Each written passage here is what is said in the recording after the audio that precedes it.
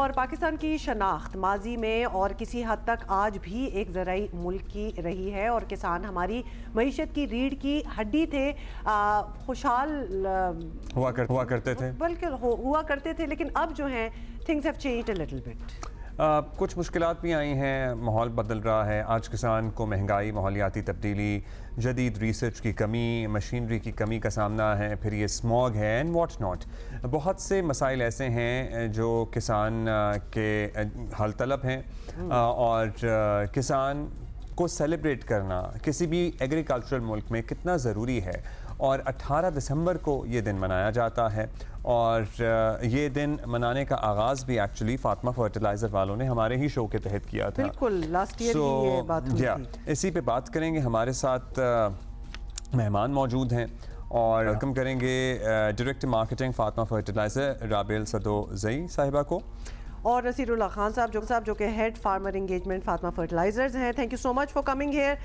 Rabel, since you are Rabel, you are coming to our show for the second time, बताइए कि क्या changes आए हैं, बिकॉज पिछले साल भी आप आई थी और हमने बड़े वैलिड जो चैलेंजेस किसान जो फेस कर रहे हैं with climate change and everything else happening, क्या चेंजेस हैं जो एक साल में आप लोगों ने इंट्रोड्यूस किए हो या फिर आप देख रही हैं कि हो रहे हैं? Thank you Human Abdullah, thank you for inviting us to your show.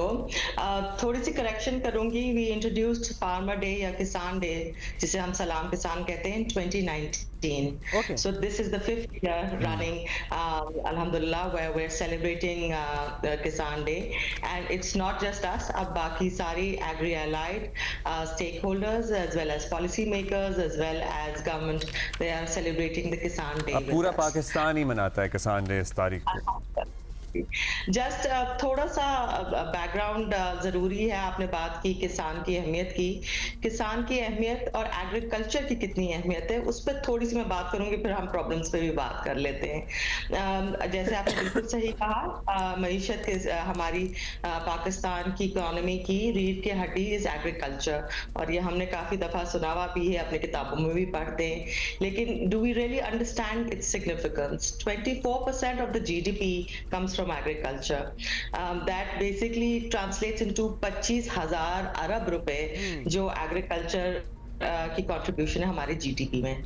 37% जो है जी एम्प्लॉयमेंट रूरल एरियाज में एग्रीकल्चर से आती है, और 65% जो हमारे एक्सपोर्ट्स हैं वो एग्री रिलेटेड या एग्रीकल्चर रिलेटेड प्रोडक्ट से होते हैं। तो अगर आप इसको कंबाइन करें तो then you would understand the significance of agriculture and the significance of farmers. Right, absolutely. Having said that, प्रॉब्लम्स पे हम आ जाते हैं। एक बहुत लंबी लिस्ट ऑफ प्रॉब्लम्स है जिस पे हम काम भी कर रहे हैं, but just top of mind अगर मैं कुछ प्रॉब्लम्स की बात करूं आजकल जो फार्मर्स फेस कर रहे हैं, इज लो यील्ड पर एकड़ एक नंबर 1 है। इम्बैलेंस यूज ऑफ फर्टिलाइजर एक बहुत सिग्निफिकेंट प्रॉब्लम है। Negative impact of climate change, जिस पे ना गवर्नमेंट रिसर्च कर रही है, ना कुछ हमारे यहाँ ज्यादा उस पर डिस्कशन होती है कि हमारे क्रॉप्स पे इसका क्या इफेक्ट आ रहा है, उस पे भी बात नहीं होती। जब भी कोई फसल आती है ना, राबेल हमारे साथ ही रहेगा, हम नसीर साहब को भी गुफ्तगू में शामिल करेंगे। हम हर दफ़ा इसी शो पे सेगमेंट कर रहे होते हैं, अखबारों में पढ़ रहे होते हैं, चाहे आम की फसल हो कि जी इस दफ़ा फसल कम हो रही है, या फिर इवन अब नाउकीनों की बात हो रही है, तो हमारी बहुत पुरानी स्पीशी है, हमें पूरे नए दरख्त लगाने पड़ेंगे, हमें रिसर्च एंड डेवलपमेंट करनी पड़ेगी। हमारी कुछ एग्रीकल्चर यूनिवर्सिटियाँ भी हैं और ये लो यील्ड पर एकड़ वाला मामला बहुत पुराना है। लेकिन आप चूंकि फार्मर एंगेजमेंट से एसोसिएटेड हैं नसीर साहब, क्या मतलब फार्मर सीखने के लिए तैयार है? जाहिर है फार्मर्स की अगली जनरेशन अब ये ज़मीनें बेच के शहरों में घर बना के कुछ काम रेस्टोरेंट खोलना चाह रही हैं, खास तौर पे क्योंकि अब तो टेक्नोलॉजी का बड़ा रोल बीच में आ गया है। फार्मर्स अभी भी जुटे हुए हैं कि भाई हमने अपनी ज़मीन जहाँ से जिसने हमें अब तक बनाया है उसी में लगे रहना है और यही हमें सोना निकाल के देगी। जी, thank you very much Abdullah और हुमा। आपके क्वेश्चन के अंदर sir there are many components जिनका इस सेक्टर में जवाब देना बहुत ही मुश्किल है, लेकिन मैं बहुत ही इन शॉर्ट आपको ये बताता हूँ कि Pakistan agriculture you know sir पिछले कुछ 74 ईयर्स से ऑलमोस्ट ये इग्नोर्ड किस्म का सेक्टर रहा हुआ है। द रीजन इज कि यहाँ पे वो जो अनसंग हीरोज हैं, फार्मर्स हैं, उनको एज सच कोई प्लेटफॉर्म नहीं मिला था कि वो अपने इश्यूज को टॉप लेवल के ऊपर गवर्नमेंट के साथ, पॉलिसी मेकर्स के साथ जो है वो जाके डिस्कशन कर सकें और वे फॉरवर्ड को उसकी तलाश किए जाएं। जो बुनियादी मकसद सलाम किसान का, वो एक तो था कि इन अनसंग हीरोज को ट्रिब्यूट पेश किया जाए और इनकी जो कंट्रीब्यूशन है कुछ तकरीबन 25,000 अरब रुपए की इकोनॉमी में, उसको रिकग्नाइज किया जाए और इनके इश्यूज को अंडरस्टैंड किया जाए। Because as technical person I understand कि ये 25,000 अरब रुपए जो हैं ये हमारे पोटेंशियल का मेरे ख्याल 50% भी नहीं है। तो पाकिस्तान को जैसे इकोनॉमिक फ्रंट के ऊपर बहुत सारे चैलेंजेस हैं, आपके ट्रेड डेफिसिट हैं, मुझे ये लगता है कि एग्रीकल्चर उसमें बहुत मेजर रोल प्ले कर सकते हैं, प्रोवाइडेड कि गवर्नमेंट और all stakeholders including industry इसको प्रॉपर फोकस करे। और सेकंड, ये वो सेक्टर है सर जो 6 माह में आपको रिवाइवल दे देता है, क्योंकि हर 6 माह के बाद एक क्रॉप आ रही होती है और आपकी बहुत बड़ी पॉपुलेशन रूरल इसके साथ कनेक्टेड है। कॉटन अलोन आपको जो टेक्सटाइल गुड्स है तकरीबन $20 बिलियन हर एनुअल कमा के देते हैं। प्लस आपकी जो रॉ हम चावल और इस तरह की चीजें बेचते हैं को $8-9 बिलियन हम वहां से कमा रहे होते हैं, विच टू मी इज नथिंग। इसको और बहुत आगे लेके जाया जा सकता है। जो आपका बहुत पर्टिनेंट क्वेश्चन था जिसमें आपके मैंगो और सिट्रस की बात की, there are many vegetables, there are many other fruits जिनको एक्सपोर्ट किया जा सकता है पाकिस्तान से।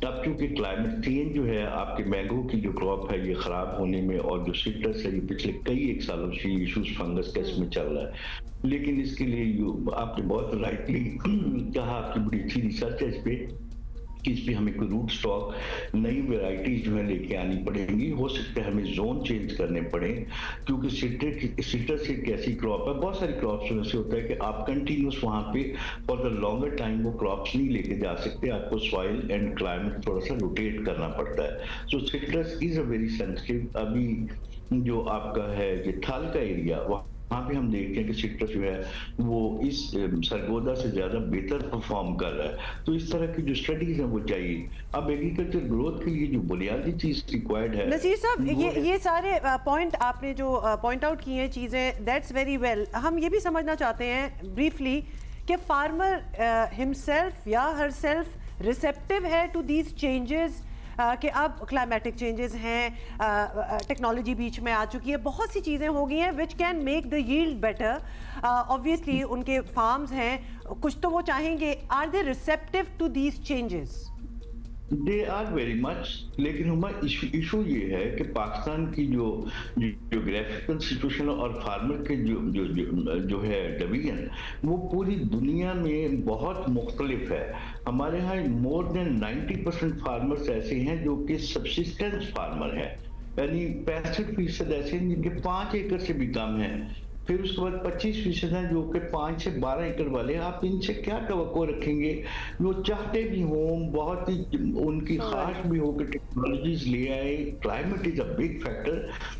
इसमें तो गवर्नमेंट ही जो है ना वो फ्रंट फुट पे आती हैं, और इसके लिए जरूरी है कि R&D का बजट जो है पाकिस्तान में, उसको GDP का 1%, टू माय अंडरस्टैंडिंग जितना हमारे पास पीछे लैग है कितने काम का, इसमें 1% ऑफ एग्री GDP जो है some really important points made। Naseer साहब, हमें राबेल को भी शामिल करना। राबेल साहब, आप बताइएगा, ज़ाहिर है ये साल तो गुजर गया, अगले साल के लिए क्या प्लान है? हम गवर्नमेंट पे बहुत ज़्यादा जिम्मेदारी डालते हैं, लेकिन आपका जो प्राइवेट सेक्टर है, आप लोग हैं, आपकी इंडस्ट्री है, वो किस तरह से कंट्रीब्यूट कर रही है, be it R&D, be it other facilities that farmer require?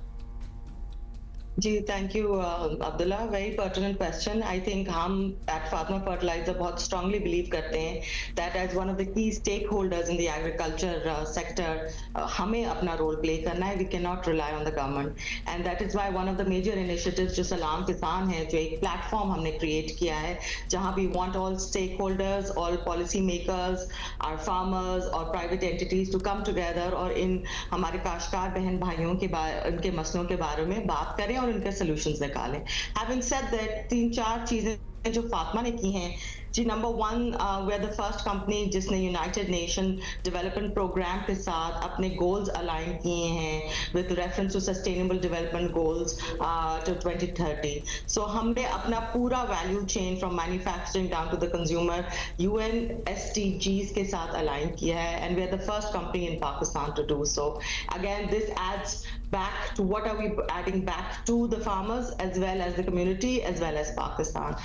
Number 2 is International Fertilizer Association की certification with reference again to our value chain, चाहे मैन्युफैक्चरिंग हो कि हाई क्वालिटी प्रोडक्ट हम अपने फार्मर्स को प्रोवाइड कर रहे हैं। हमारे पास accredited by labs by USA हैं जो again high quality soil sampling या वाटर सैंपलिंग करके फ्री ऑफ कॉस्ट हम फार्मर्स को देते हैं। हमारी एक बहुत रोबस्ट टेक्निकल टीम है, Naseer sahab heads that. It is all across Pakistan, जहां हमारा connect with the farmers on a daily basis होता है at local tehsil district level to be able to explain to them कि जी आपके क्या इश्यूज, अगर आपके इश्यूज हैं तो हम उनका क्या हल उनको बता सकें। अगर पाकिस्तान में बहुत कुछ आप कर रहे हैं, बहुत कुछ करने का इरादा है Rabel, that is all the time we have, लेकिन गुड लक एंड हम इंशाल्लाह आपसे अगले साल दोबारा पूछेंगे। थैंक यू नसीरुल्लाह खान साहब। नसीरुल्लाह खान साहब बहुत बहुत शुक्रिया फॉर बीइंग विद